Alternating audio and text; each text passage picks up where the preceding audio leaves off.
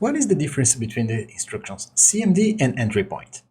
Hi, I'm Alex, the architect from Back4App, and this is Talking to the Architect, and today we'll be answering Biscuit's question.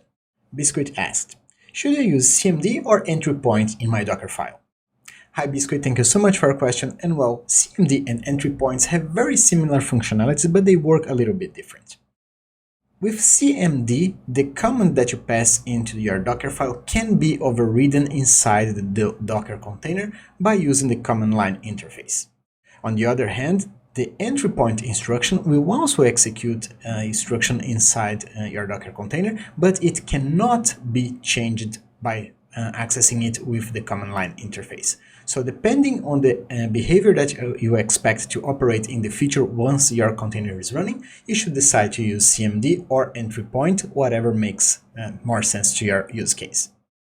So, if you found this video helpful, please click the like button and consider subscribing to the channel so it can help us grow. Also share this link with a friend and they can learn something too.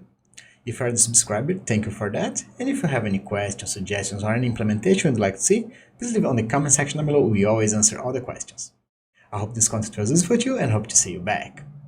See you soon. Bye bye.